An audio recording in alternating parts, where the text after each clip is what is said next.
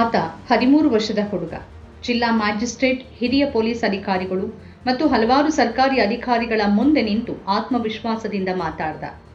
ಅವನ ನಿರ್ಭೀತ ಮಾತಿಗೆ ಅಧಿಕಾರಿಗಳೇ ಬೆರಗಾದ್ರು. ಆ ವಿಡಿಯೋ ಈಗ ಸಾಮಾಜಿಕ ಮಾಧ್ಯಮಗಳಲ್ಲಿ ವೈರಲ್ ಆಗಿದೆ.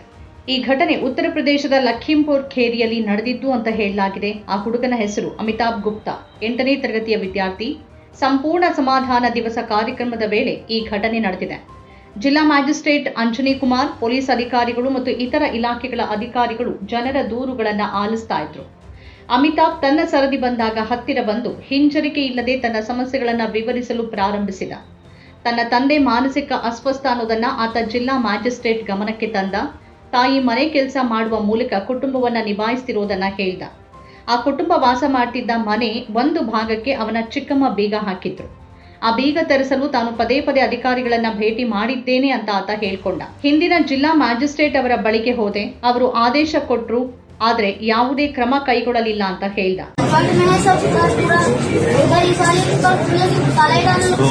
मतलब आपके पिता भाइयों से बंटवारा हुआ होगा आपस में, किसी को 2 कमरे मिले होंगे, किसी को 3 कमरे मिले होंगे, ऐसा ही होगा। जैसे हमारे पिताजी के पूरे टोटल मिला के पिताजी को 4 भाई थे, लेकिन मम्मी पापा को सारा काम कर दिया था। उन्होंने सबको ले दिया, एक को नहीं दिया था। तो वो खत्म हो गए कि दूसरी को शादी कर लेती, तो वो कह रही मम्मी इधर ताला डाल रखा है, तो बोल हम लोग किराए को उठा लें, अभी सबको मिल गया, उसमें क्या लेना चाहिए। ಆತನ ಮನವಿಯನ್ನ ಕೇಳಿದ ನಂತರ ಅಲ್ಲಿದ್ದ ಪೊಲೀಸ್ ಅಧಿಕಾರಿ ಅದನ್ನ ಮಾಡಿಸೋದಾಗಿ ಹೇಳಿದ್ರು. ಆಗ ಅಮಿತಾಬ್ ತಕ್ಷಣವೇ ಮಾಡುತ್ತೇನೆ ಅಲ್ಲ, ಬೇಗನೆ ಮಾಡಿ ಎಂದ. ನೀವು ಹೇಳ್ತಾನೆ ಇರ್ತೀರಿ, ಆದ್ರೆ ಆ ಬೀಗ ಹಾಗೆ ಇರತ್ತೆ ಅಂತ ಖಡಕ್ ಆಗಿ ಹೇಳ್ದ. ಆತನ ಮಾತಿಗೆ ಸಭಾಂಗಣದಲ್ಲಿ ಹಲವಾರು ಅಧಿಕಾರಿಗಳು ನಕ್ಕರು, ಆದರೆ ಹುಡುಗ ಹಿಂಜರಿಲಿಲ್ಲ. ಬಹುಶಃ ಮೊದಲ ಬಾರಿಗೆ ಜಿಲ್ಲೆಯ ಅತ್ಯುನ್ನತ ಹುದ್ದೆಯ ಅಧಿಕಾರಿ ತನ್ನ ಮಾತು ಕೇಳ್ತಿದ್ದಾರೆ ಅಂತ ಅವನಿಗೆ ಅನ್ನಿಸ್ತು.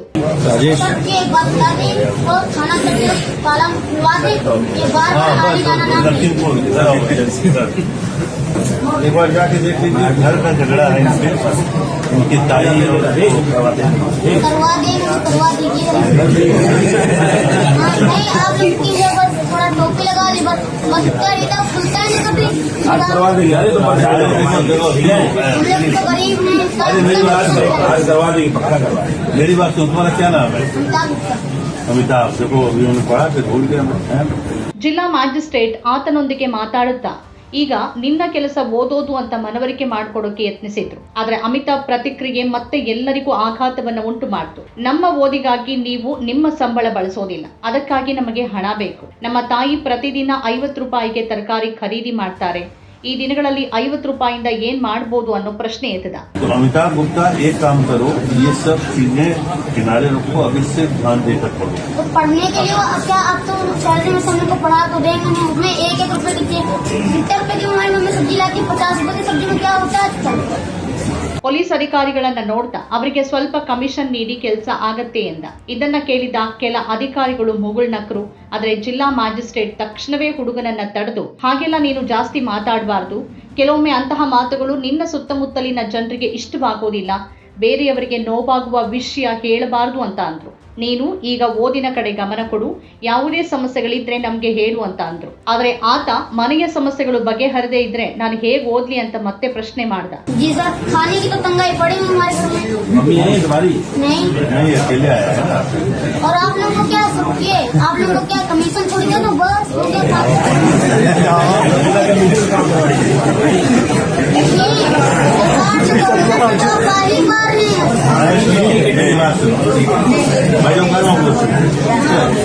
बहुत ज्यादा बोलना नहीं चाहिए। बोलने से जब बहुत ज्यादा बोलते हो ना, तो कई बार ऐसी चीजें बोल जाते हो जो सामने वाले को अच्छी न लगे, ठीक है? तो बहुत ज्यादा बोलना नहीं चाहिए पहली बार, ठीक है? ऐसी बात नहीं बोलनी चाहिए। ನಂತರ ಮಾಧ್ಯಮದವರೊಂದಿಗೆ ಮಾತಾಡ್ತಾ ಆತ ಹಿಂದೆ ಹಲವಾರು ಬಾರಿ ದೂರು ನೀಡಿದ್ರೂ ಯಾವುದೇ ಪ್ರಯೋಜನ ಆಗಿಲ್ಲ ಅಂತ ವಿವರಿಸ್ದ. ಹಾಗಾಗಿನೇ ಈ ಬಾರಿ ಸ್ವತಃ ಬಂದು ಅಧಿಕಾರಿಗಳನ್ನ ನೋಡ್ತಿರೋದಾಗಿ ತಿಳಿಸ್ದ. ಆ ಹುಡುಗನ ಈ ದಿಟ್ಟತನದಿಂದ ಒಂದು ವಿಷಯ ಸ್ಪಷ್ಟ ಆಗಿದೆ. ಸರ್ಕಾರಿ ಕಚೇರಿಯನ್ನ ಮುಟ್ಟೋದೇ ದೊಡ್ಡ ಕಷ್ಟವಾಗಿರುವ ಸಾವಿರಾರು ಕುಟುಂಬಗಳ ದುಸ್ಥಿತಿ ಇದರಿಂದ ಕಾಣುವಂತಾಗಿದೆ. ಈಗ ಆತನ ಮನೆಯ ಬೀಗವನ್ನ ತೆರೆಸಲಾಗತ್ತಾ ಅಂತ ಕಾದ್ ನೋಡ್ಬೇಕಾಗಿದೆ. ನಮ್ಮ ಕಾರ್ಯಕ್ರಮಗಳನ್ನ ನೀವು ನೋಡ್ತಾ ಇದ್ರೆ ನಮ್ಮ ಚಾನೆಲ್ ಅನ್ನ ಸಬ್ಸ್ಕ್ರೈಬ್ ಮಾಡಿ, ಪಕ್ಕದ ಬೆಲ್ ಐಕಾನ್ ಒತ್ತಿ ನಮ್ಮನ್ನ ಬೆಂಬಲಿಸಿ. ಹಾಗೆ ನಮ್ಮ ಕಾರ್ಯಕ್ರಮಗಳನ್ನ ಲೈಕ್ ಮಾಡಿ, ಕಮೆಂಟ್ ಮಾಡಿ, ಅದನ್ನ ಬೇರೆಯವರಿಗೂ ವಾಟ್ಸ್ಆಪ್ ಮೂಲಕ ಶೇರ್ ಮಾಡಿ. ನೀವು ಹೀಗೆ ಮಾಡಿದಾಗ ನಮ್ಮ ಚಾನೆಲ್ ಇನ್ನಷ್ಟು ಮತ್ತಷ್ಟು ಜನರಿಗೆ ತಲುಪಲು ನೀವು ನಮ್ಮೊಂದಿಗೆ ಸಹಕರಿಸಿದ ಹಾಗಾಗುತ್ತೆ. ಇದು ನೀವು ಯಾವುದೇ ಖರ್ಚಿಲ್ಲದೆ ಕೆಲವೇ ಸೆಕೆಂಡುಗಳಲ್ಲಿ ನೀಡಬಹುದಾದ ಸಹಕಾರ. ಧನ್ಯವಾದಗಳು.